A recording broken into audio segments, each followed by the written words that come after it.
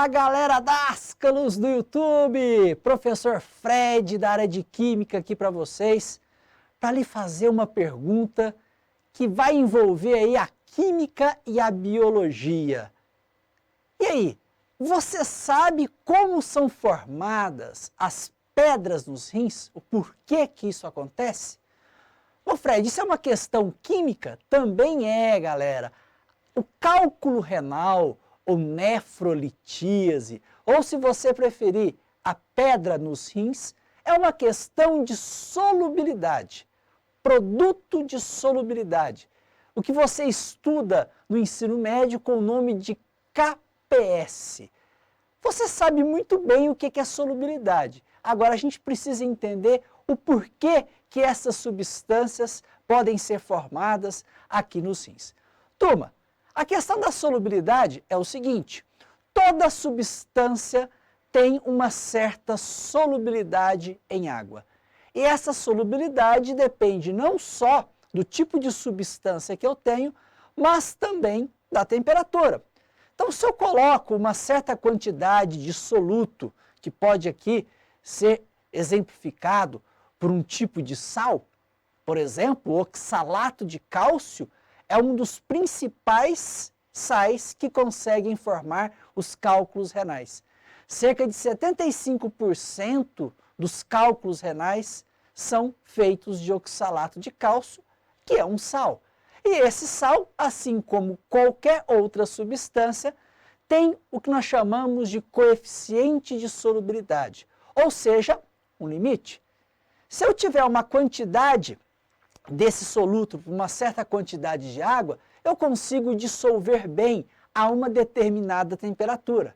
Mas caso a quantidade de solvente seja pouca ou a quantidade de soluto seja excedida, pode ser que nós não tenhamos aí a dissolução completa dessa substância e ela precipite. Significa que nós acabamos de ultrapassar o que nós chamamos de coeficiente de solubilidade. Por isso que todo mundo fala, para se evitar cálculos renais, é importante que se beba muita água. Porque se você beber muita água, você vai estar aumentando a quantidade de solvente. Então, essa é a ideia. Ou aumentar a quantidade de solvente, ou diminuir a quantidade de soluto. Então, se passar uma quantidade de soluto, ou seja, uma quantidade em excesso, ou uma quantidade muito pequena de solvente, essa relação soluto-solvente vai estar muito aumentada.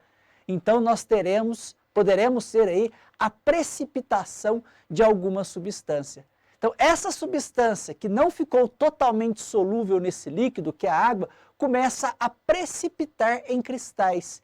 E isso, galera, machuca porque às vezes o cristal é formado de um certo diâmetro que ele pode até entupir ali a pelve, o próprio cálice renal e chegando ali até o ureter. Aí se você tiver realmente esse entupimento, você tem aí uma pressão muito grande, né, daquele local, e isso é transmitido aí através do quê? Da sensação de dor. É assim que a pessoa sente. E todo mundo fala, né? Quem já teve, diz que é uma dor gigantesca, né?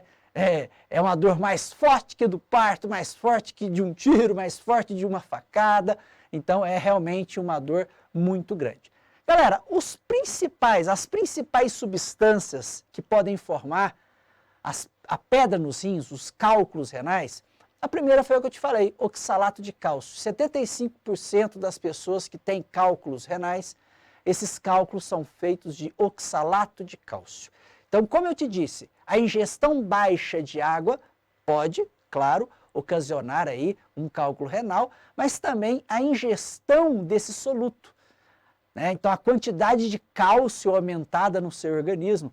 O sódio também ajuda bastante a você ter um cálculo renal. E aqui um exemplo que eu estou dando do oxalato de cálcio é o tomate, porque no tomate você tem o ácido oxálico, que você chama aqui na química orgânica de ácido etanodioico. Então esse ácido oxálico pode formar aí o oxalato.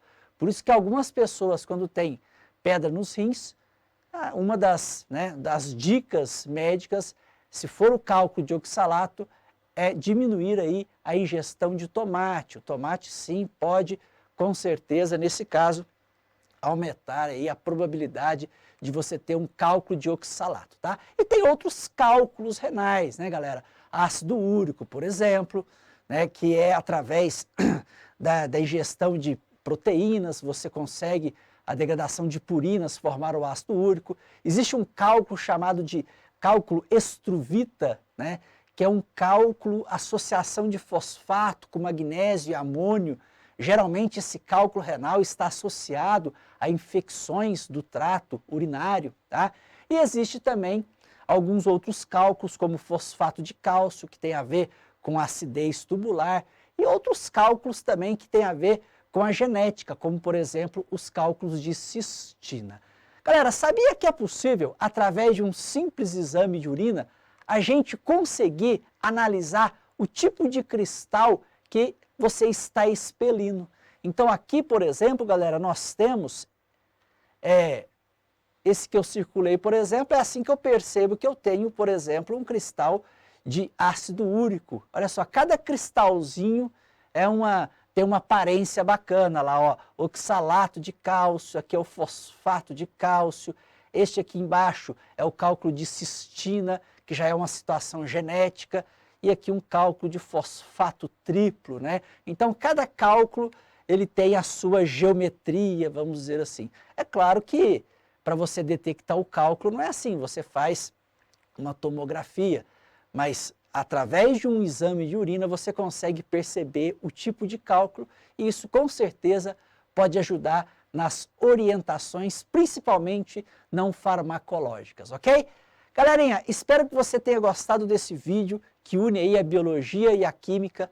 Não se esqueça, se você curtiu, vai lá, se inscreva no nosso canal, curta aí, dê um like no nosso vídeo, que com certeza vai aparecer outros vídeos interessantes para vocês, ok? Abraço!